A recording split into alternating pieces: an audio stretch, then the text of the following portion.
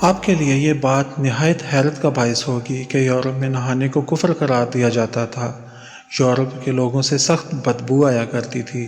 روس کے بادشاہ کیسر کی جانب سے فرانس کے بادشاہ لوئس چہارم کے پاس بھیجے گئے نمائندے نے لکھا کہ بادشاہ کی بدبو کسی درندے کی بدبو سے زیادہ متعفن ہے۔ اس کی ایک لونڈی جس کا نام مونٹیا سیام تھا بادشاہ کی بدبو سے بچنے کے لیے اپنے اوپر خوشبو ڈالتی تھی۔ دوسری طرف روسی بھی صفائی پسند نہیں تھے۔ مشہور سیاح ابن فضلان لکھتا ہے کہ روس کا بادشاہ کیسر پیشاب آنے پہ مہمانوں کے سامنے ہی کھڑے کھڑے شاہی محل کی دیوار پہ پیشاب کرنے لگ جاتا تھا۔ چھوٹے اور بڑے پیشاب دونوں کے لیے کوئی استنجا نہیں کرتا تھا۔ ایسی گندی مخلوق میں نے نہیں دیکھی۔ اندلس میں لاکھوں مسلمانوں کو قتل کرنے والی ملکہ ایزابیلا ساری زندگی میں صرف 2 بار نہائی۔ اس نے مسلمانوں کے بنائے ہوئے تمام حماموں کو گرا دیا۔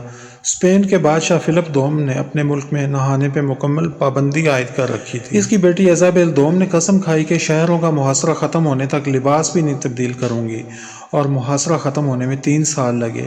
یہ یورپی عوام کے نہیں بلکہ مغرب کے بادشاہ اور حکمرانوں کے واقعات ہیں جو تاریخ کے سینے میں محفوظ ہیں۔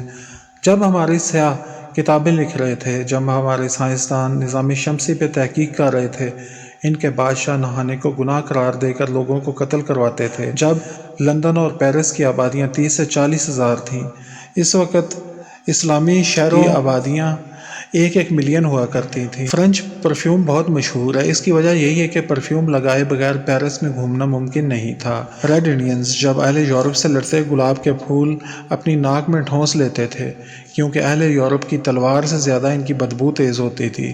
فرانسیسی مصنف دربیار لکھتا ہے کہ ہم یورپ والے مسلمانوں کے مقروض ہیں۔ انہوں نے ہی ہمیں صفائی اور جینے کا ڈھنگ سکھایا۔ انہوں نے ہی ہمیں نہانا اور لباس تبدیل کرنا سکھایا۔ جب ہم ننگے دھڑنگے ہوتے تھے اس وقت وہ اپنے کپڑوں کو زمرد، یاقوت اور مرجان سے سجاتے تھے۔ جب یورپی کلیسیا نہانے کو کفر قرار دے رہا تھا اس وقت صرف قرطبہ شہر میں 300 عوامی حمام تھے۔ پھر وقت پلٹا اور ہم سے ہماری سائنس اور ہمارا علم ہماری ترقی کے راز لے گیا، بدلے میں احساس کمتری دے گیا، ہمیں فیشن نامی لفظ کے ساتھ بےہودگی دے گیا، ہمیں ماڈرن بنانے کے نام پہ بے حیائی دے گیا۔ ہم نے ان کی دی ہوئی ہر اس چیز کو ویلکم کہا جس سے ہم بری طرح تباہ ہو سکتے تھے۔ انہوں نے ہمیں آزادی کا نام اور ساتھ غلط تعبیریں دے دی۔ ہم نے اپنے نصابوں سے بغاوت کے اصولوں کو آزادی کے اصول قرار دے کر پڑھانا شروع کر دیا۔ پھر ایسا ہوا کہ ہم نے عیاشی کو کامیاب زندگی سمجھنا شروع کر دیا۔ پھر ایسا ہوا کہ وہ چاند پر جا رہے تھے، ہم تفرقہ پرستی پہ بحث کر رہے ہیں۔ وہ مریخ کا سفر کر رہے ہیں، انہوں نے سمندر سے پٹرول کے ذخائر نکالنے شروع کر دیے۔ ہم نے پٹرول سے جلاؤ، گہراؤ، آگ لگاؤ تحریکیں شروع کر دی۔ انہوں نے عدم میں ایسے شاکات تخلیق کرنے شروع کیے جو افکار بدل دیں، تو ہم نے لب و رخسار، چائے کی پیالی، کالج کی لڑکی لکھنا شروع کر دیا۔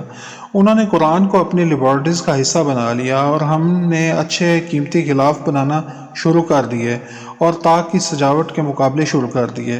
انہوں نے حضرت عمر فاروق رضی اللہ عنہ کی سادگی اپنا لی اور ہم نے عیاشی اپنا لی۔ جب وہ اپنے بچوں کو زندگی کی حقیقتیں سکھا رہے تھے، ہم سکول، کالج اور یونیورسٹی میں فرسٹ، سیکنڈ اور تھرڈ پوزیشن لینے کے گر بتا رہے تھے۔ اہل دانش سمجھتے ہیں کہ آئندہ جنگیں میدان جنگ میں نہیں، کلاس روم میں لڑی جائیں گی۔ آج ہم اپنی نسلوں کو مادیت پرستی کی بھٹی میں جھونک کر پیسے کو ترقی اور کامیابی کا استعارہ قرار دے رہے ہیں۔ وہ اپنے بچوں کو جینا بتا رہے ہیں اور ہم ایک دوسرے سے جیتنا سکھا رہے ہیں۔ انہوں نے اپنی بے حیائی اور خواہشات کے سامان کو کم کر کے ویلنٹائن ڈے میں جمع کیا اور ہم اس کو منانے کے لیے روشن خیالی کا نیا نعرہ لگا رہے ہیں۔ جب وہ شیکسپیئر اور گوئٹے کے کلام کو الہامی اور روحانی کلام ثابت کرنے کی کوشش کر رہے ہیں، عین اس وقت ہم اقبال کو مشکل قرار دے کر اپنی نسل کو تن آسان بنا رہے ہیں۔ یہ ہے وقت کا پلٹا جو ہمیں خدا نے نہیں دیا۔ خدا بھی وہی ہے، زمانہ بھی وہی ہے، مگر معیار بدل گئے ہیں۔ اگر کوئی مجھ سے ان حالات کی وجہ پوچھے تو میں اسے علامہ اقبال کی بارگاہ میں لے جاؤں گا اور کہوں گا کہ شکوہ جواب شکوہ پڑھو، ساری بات سمجھ میں آ جائے گی۔ نصاب کا حصہ بنا لیں، آنے والی نسلیں ضائع ہونے سے بچ جائیں گی۔ یہ وضاحت کر دوں کہ یہ تحریر میری نہیں ہے بلکہ معلوم نہیں کس کی ہے، انٹرنیٹ پہ ملی، اچھی لگی تو آپ کے سامنے پیش کر دی۔ جس نے بھی لکھا ہے اچھا لکھا ہے کہ شاید کوئی جاگ جائے۔ ہر وہ تحریر قابل تعریف ہے جو اصلاح کے پہلو کو مد نظر رکھتے ہوئے لکھی گئی ہو۔ پرانے تاریخی واقعات کا مستند ہونا بھی یقینی نہیں ہوتا، اس لیے کہ ان کے حوالہ جات بھی پرانی کتابوں سے ملتے ہیں۔ ان کی ساری سچائی کا دار و مدار مصنفین پہ ہوتا ہے کہ وہ کیا لکھ گئے ہیں، کیا لکھ رہے ہیں۔